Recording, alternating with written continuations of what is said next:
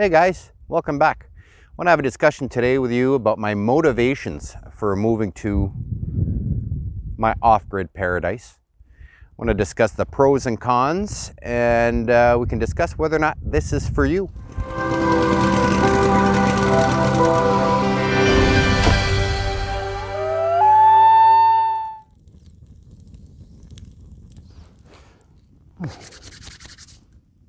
I'll warm up my hands. It's getting cold out here. Pretty nice for the month of March though. I gotta tell you, what I want to talk to you about today is reasons and motivations for going off-grid. Start with my main motivation. I spoke a little bit about this in my first video.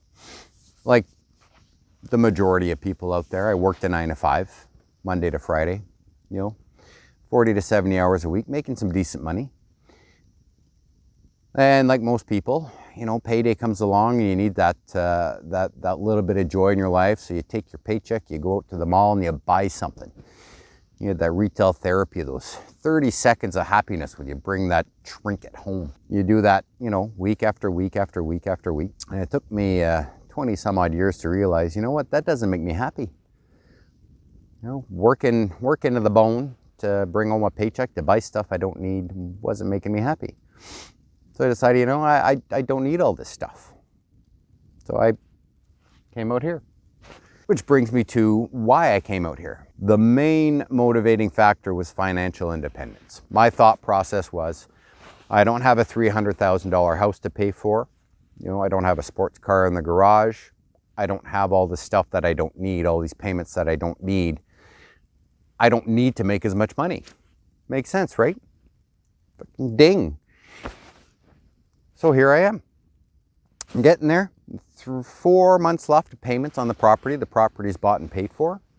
I'm a little bit back now that I got to rebuild, but building everything cash like I did the first time around. And when I'm done, it's all mine. I don't have to worry about bringing in $3,000 a month to cover the mortgage and the car payment and this and that. It's done.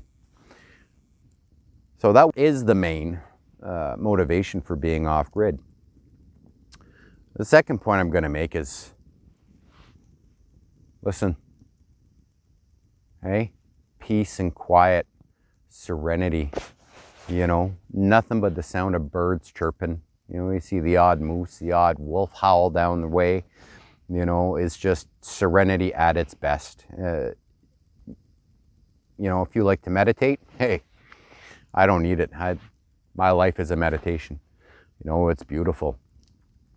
Another factor is, security. Personal security. You don't have the violence of the cities. You don't have the crowds. And food security. I can grow all my own food. I can raise my own food. I can trap. I can hunt. I can put food on the table. I don't need something else. I don't need to go into town and spend $300 in groceries because I can grow it all myself. Another way to not only be food secure, but financially secure. Another bill you don't have to pay. Another big factor is the freedom to do what I want when I want. Got a little campfire going. I don't have to worry about the neighbors complaining that the smoke is bothering them. I want to build an 11 by 11 shed. Whoa. I don't have to worry about bylaw officials knocking at my door going, that's too big, you gotta shrink it. 10 by 10, it's as big as you can go in this town. So, yeah, that's nice to be able to do that. Now, if this is something you're thinking of doing, there are some things you may want to consider. First of all, it is a lot of work. The work never, ever stops.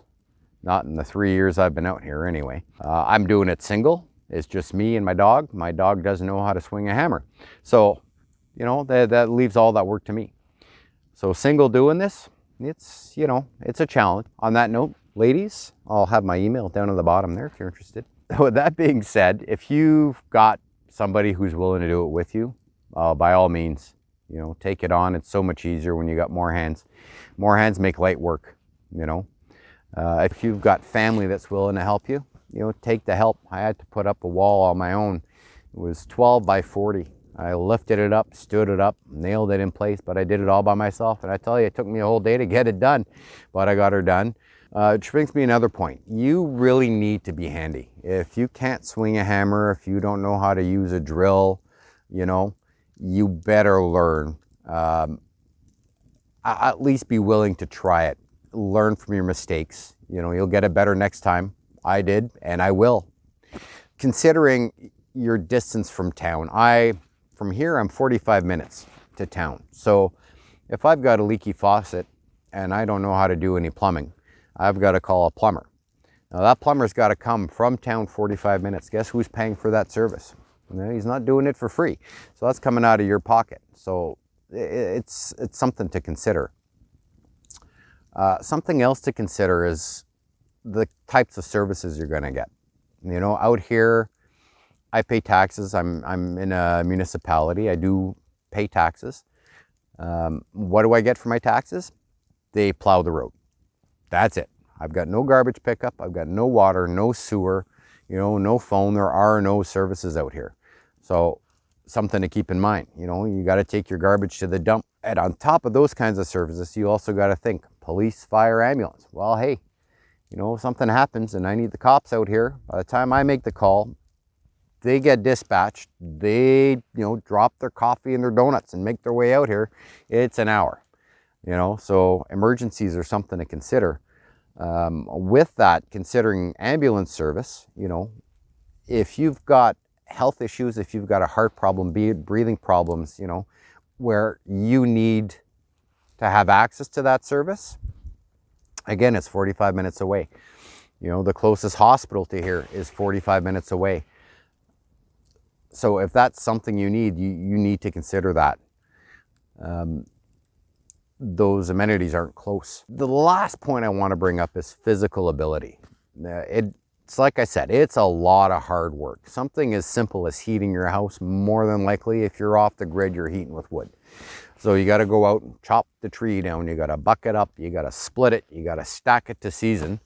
And once all that work is done, and even if you go out and buy cordwood, which I would recommend, the amount of work you do, anyway, that's another story. You still have to stack your cordwood and you have to bring it in. At least once a week, you got to bring in wood to put in your wood stove to heat your place. That's hard physical labor. So something else for you to keep in mind there. So that's it for this week. If you've got any comments, ideas, questions, you can put them down and I'll get to them as soon as I can. Remember to like and subscribe, and we'll talk to you soon. Till then, have a great day.